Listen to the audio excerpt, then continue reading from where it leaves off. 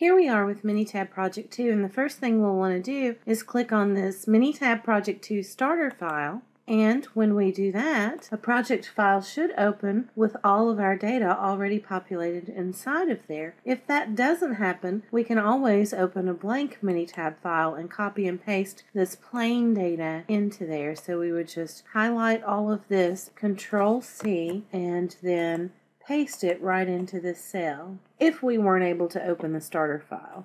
And then once we have our data file open, we can just copy and paste this information into the session window, and we would want to change your name to your actual name, and we would want to change the due date to the actual due date for your semester.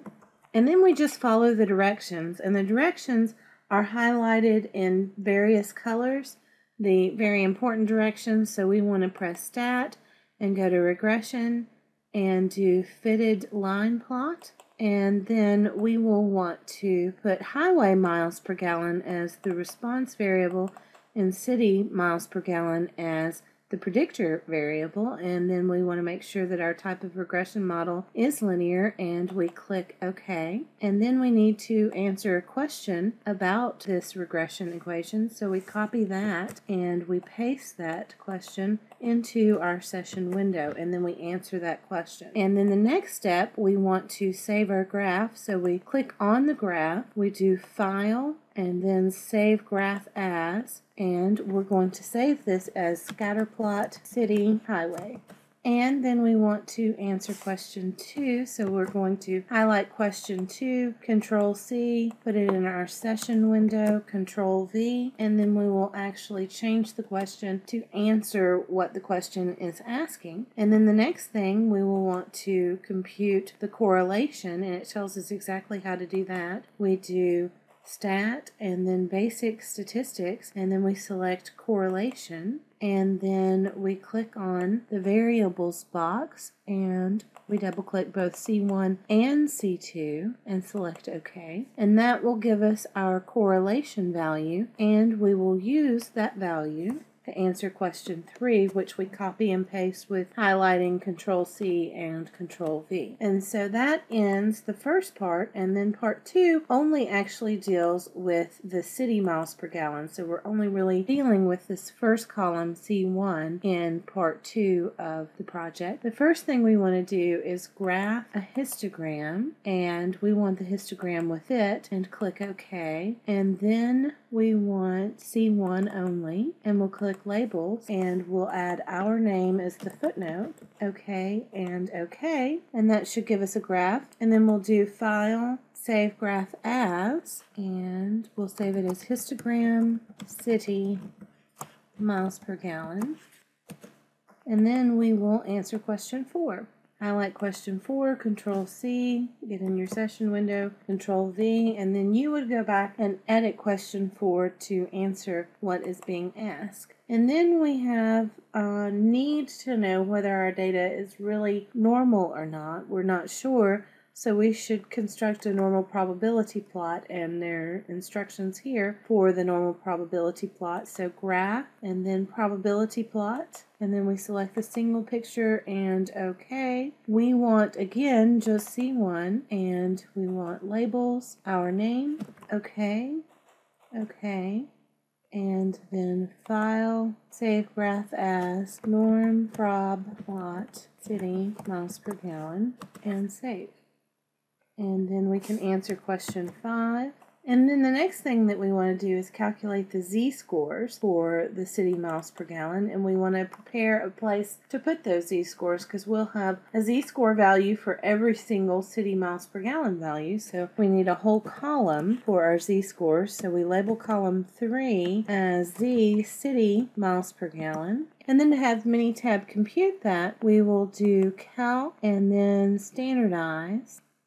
Again, we're choosing C1 as our input value, and we're going to store the results in C3, and then click OK. And then you should look, and C3 should now have Z-score values. And notice that the Z-score values range from -1.49 all the way to 2.28. And then we can copy number 6 into the session window and answer the questions about number 6. And then this last little bit is about doing cumulative probability, and the way we will get there is doing calc and then probability distributions and then selecting normal. And we want to choose the cumulative probability, and we also want to choose input constant. Our mean is going to be 28 and our standard deviation is 7.5. So we go here to the mean and we stick in 28, and we go to the standard deviation and we put in 7.5, and then our input constant will actually depend on the question. And we have two separate questions. We have question 7 that asks for less than 25 miles per gallon. So our input constant for question 7 is going to be 25 miles per gallon, and we'll need to do this whole thing again for question 8 because question 8 asks for greater than 30 miles per gallon. So here we have greater than 30, but actually what Minitab is giving is less than 30, the probability that it's less than 30. It's more straightforward in number 7 because it gives the probability that it's less than 25, and that's what the question's asking. But we'll have to do a little bit of computational work on our own, which shouldn't require too much, for answering number 8. And then that's really everything. The rest of what we need to do, I copied in questions 7 and 8, and you would need to answer those. You will also need to save all of your different windows, so we will save our session window as Project 2 session, and then we will save our worksheet, save current worksheet as Project 2 worksheet. And then we need to save the entire project. And really, saving the project should be the very last thing that you do. And you should only save it once at the very end when you have all of your graphs and all of your analysis and all of your questions correctly answered.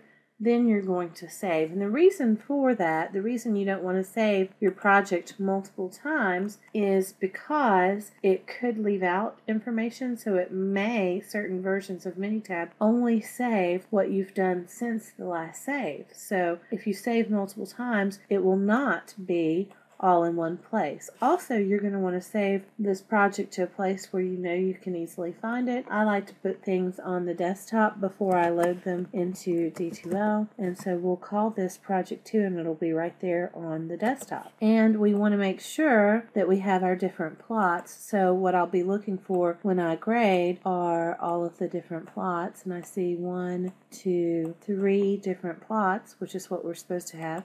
2 of them should have my name in the lower left-hand corner, which they do, and then I should scroll back through here and make sure I have copied in this information with my name and the due date, and make sure that we have this analysis, and we should make sure that we've answered questions 1 and 2, the correlation analysis, answered question 3 and 4 and 5 and 6, have the cumulative distribution function twice, and answer questions 7 and 8. So you should make sure all of that is in there, and then you should also make sure that our worksheet is in there with the corresponding Z-scores. So look for all of those different things when you save the project. And then the next step is to actually upload the project into D2L. So if you go into D2L and you click on Dropbox, and then you can click on Project 2 and scroll down to where you can add a file. Browse to find the file, and remember we put it on the desktop, so if I click on desktop and then I scroll down, I should be able to find Project 2. And then upload, and then I can add grading and feedback comments here. Note that I won't see these comments that you're putting in here until I go to grade your project. So it will be after the due date of the project when I will read these comments. But if you would like to add certain comments that you want me to see here, things that you want me to answer or address specifically, then you can do that here. And then I'll click Submit. And then once I go back to the Dropbox, I should see that I have submitted one item, and if I click on it, I could actually see that item, and I can see my comments. And so I can click on that item, and open it back up to make sure that I've really loaded the right thing. And then I can double check and make sure I have all of the elements. I have this part, I have all of the analyses parts, I have all 8 questions, and I have all 3 of the graphs. And I have the worksheet with the Z-score column. So once I've done that and checked myself, I should be ready to go.